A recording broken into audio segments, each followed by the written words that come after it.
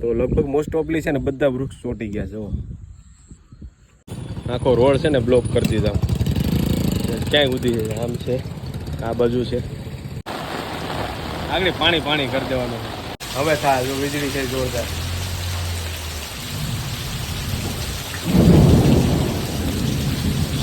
Welcome back my new blog. જય માતાજી, જય શ્રી રામ. ને જો આપણે આવી ગયા છે આજે ધમાકેદાર બ્લોગ લઈને. આજે ઘણું બધું નવું જોવા મળશે આ બ્લોગની અંદર, એટલે વિડીયોમાં કન્ટિન્યુ રહેજો. અત્યારે તો આપણે પ્લોટે આવ્યા છીએ. પ્લોટે જો આ બાજુ રીંગણી થઈ ગઈ છે, પછી એવી જ રીતે જો કલમો નવા પાંદ આવ્યા છે ટૂંકમાં. પછી એની બાજુમાં જો અહીં લીંબુડી છે, એ પણ મસ્ત થઈ ગઈ. લીંબુડી પણ મસ્ત થઈ ગઈ. જો આ બાજુ ગલકીના વેલા છે ને વંડીએ ચડવા માંડ્યા છે. બાકી અહીં આંબો આવ્યો છે, હવે એ જોઈએ છે એ થાય કે નહીં. હવે બધા પાન ખરી ગયા છે. બાકી જો આ બાજુ છે ને 2-3 હાર ભીંડાની કેરી, બાકી આ 2 હાર ગવારની કેરી છે. આજે વરસાદ થયો ને જો થોડા ઢરી ગયા છે. બાકી શું સામે છે ને પોપિયો મસ્ત થઈ ગયો, પોપિયા પણ આવી ગયા ને કાંઈ બીજો પોપિયો છે ને એમાં આવવાનું ચાલુ થઈ ગયું છે. બાકી આ ભાવેશભાઈને ઘરેથી કેર લઈ આવ્યા હતા આપણે ગયા વર્ષે, એ કેરી બહુ મોટી બધી થઈ ગઈ છે. બાકી જો અહીં છે ને થોડુંક વાવેતર વગરનું દેખે ને એમાં વાવેલું છે, ટમેટી વાવી છે. બાકી એવી જ રીતે ચોરી વાવેલી છે દેશી. બાકી જો અહીં સીભડાને એવું વાવી દીધા છે ઓલું દિવાલ ભરે. બાકી 2 ગુંદા મસ્ત થઈ ગયા. જો બાકી હરેગવા વવાઈ ગયા 2. જો એમાંય કોરામણ આવી ગઈ છે, બતાવી દો. જો કોરામણ આવી ગઈ છે. એવી જ રીતે એક છે ને એક હરેગવો ઓલી બાજુ વાવ્યો છે, આ કલમની પાછળના ભાગમાં. એટલે આપણે પ્લોટે બધું કામ ક્લિયર થઈ ગયું છે. બાકી નેદ જોરદાર જામ્યો છે, પણ આમાં છે ને નેદવાનો ટાઈમ નથી મળતો ને આપણે દવા મારવી નથી. એક રીંગણીમાં જોરદાર રીંગણા આવ્યા છે. અહીં છે, અહીં છે, પછી અહીં 2-3 રીંગણા છે. એવી રીતે અહીં છે. એક જ રીંગણીમાંથી કેટલા બધી રીંગણા છે અત્યારે, એ કાંઈ મોટું બધી અહીં છે.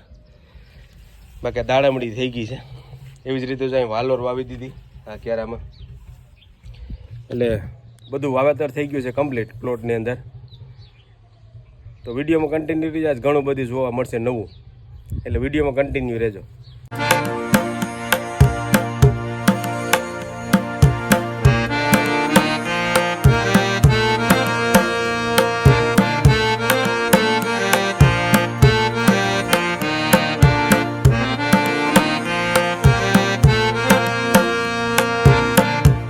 તો પ્લોટે આવ્યા હતા તો એમ થયું કે હાલો ને આપણે રામાપીર બાપાએ જે વૃક્ષારોપણ કર્યું હતું ને ત્યાં જ એક ચક્કર લગાવી આવીએ.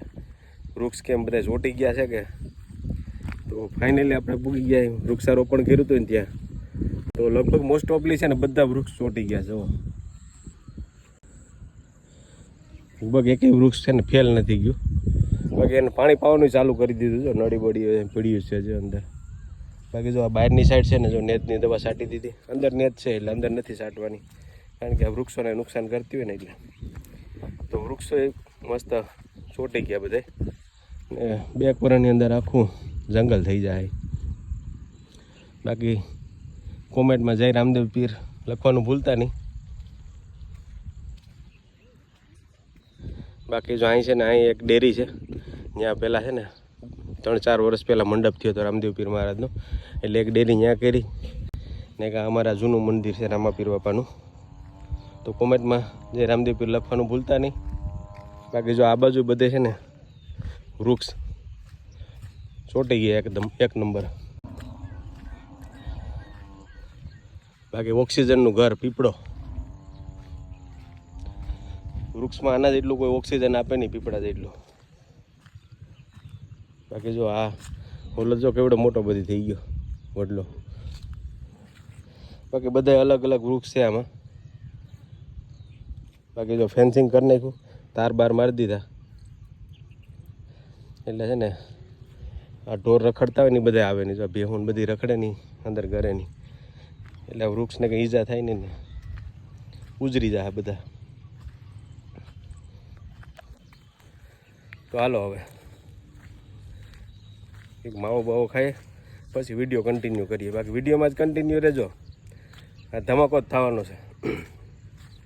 જો માખ્યું ગઈ ને ગાયું કેટલી રોડ ઉપર બેઠી. જો આખો રોડ છે ને બ્લોક કરી દીધા. ક્યાંય ઉધી છે, આમ છે, આ બાજુ છે, ક્યાંય સુધી છે જો બિસાડાને અત્યારે છે ને વરસાદ થયો ને માખીઓ ઘડતી હોય એટલે ખાવાનું મૂકે ને રોડ ઉપર બેહવા આવી જાય. તો રોડ ઉપર ગાયું નથી રહી શકતી ને એમ પબ્લિકે ક્યાંય નથી રહી શકતું, કારણ કે આજે ગરમી જ એટલી નેક્સ્ટ લેવલ પડી છે. સવારે વરસાદ થયો ને તો અત્યારે એ બી ગરમી પડે, એટલે અત્યારે વરસાદ આવે એવું વાતાવરણ થઈ ગયું છે. જો પવન તો હાવ છે ને છે જ નહીં જરા, એમ કહો તો હાલે. ગરમી છે ભાઈ એક નંબર. હવે કલાક દોઢ કલાકની અંદર ગમે ત્યાંથી વરસાદ આવવો જોઈએ.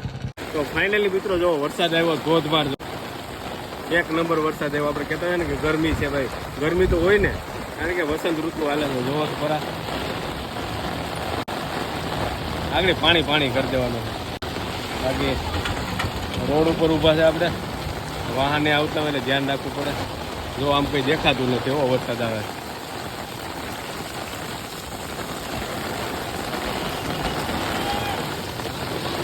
વરસાદ રહી ગયો ને જુઓ રોડ ઉપર પાણી જુઓ તમે, ખાલી કેટલું પાણી કર્યું. ખાલી 15 મિનિટ જ વરસાદ આવ્યો, 15 મિનિટ ખાલી વરસાદ આવ્યો, રોડ ઉપર પાણી પાણી કરી દીધું.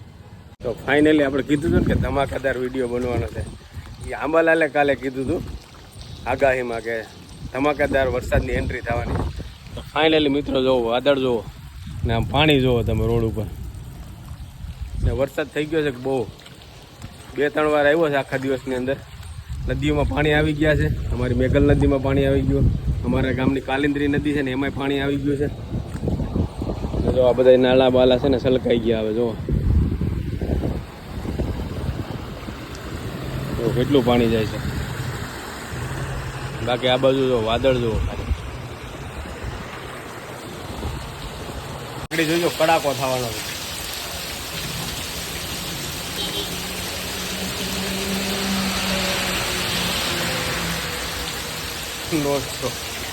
વીજળી જોરદાર છે પણ કડાકો ના થયો. હવે થાય જો વીજળી છે જોરદાર.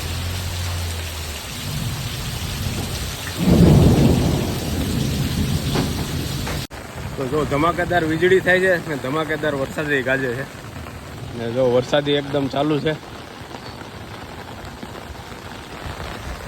ને હવે લેવા જાવો છે માવો લેવા જાવો.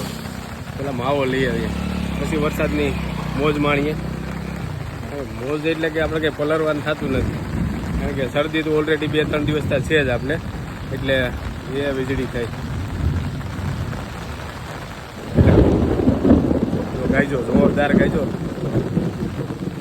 એટલે શરદી છે એટલે પલરવાનું થતું નથી. છત્રી લઈ લીધી ને માવો લેવા જાવ. ઢોર જો કેટલા દુઃખી છે. આ બિચારા ચાલુ વરસાદે ક્યાં જાય જુઓ. આ બધાને છોડી મૂક્યા હોય ને એટલે બહુ દુઃખી થાય બિચારા. ગાયો છે, ખૂટિયા છે, ઘણા બધી ઢોર છે. આવી રીતે બીજા પતરાને આશરે બેઠા હોય ને આડી આ દુકાનવાળા આવશે ને એટલે અહીંથી કાઢશે. એક આ ઢોરને છે ને વરસાદનું પાણી બહુ ઠંડુ લાગતું હોય એટલે છે ને પતરાને આશરે બેઠા છે. આ બધા કાઢી મૂક્યા હોય ને એટલે આ બધા બિચારા દુઃખી છે અત્યારે. જોકે એ દુઃખી છે ને તો આપણે દુઃખી જ છીએ. એમાં ખેડૂત તો મોટા ભાગે છે ને સનેડા ના અંતે લઈ લીધા ને પછી આ ઢોર બહુ બિચારા દુઃખી થયા છે. ફાઇનલ પૂગી ગયા આપણે ગાત્રાળ પાનમાં. પહેલાં માવો લઈ લે, પછી ભલે વરસાદ જેવો આવવો હોય ને આવે તો માવો લઈ લે ને એટલે પછી વરસાદની મોજ માણશું. તો પૂગી ગયા ગાત્રાળ પાનમાં ને રાજુભાઈ ફટાફટ માવો બનાવી દો.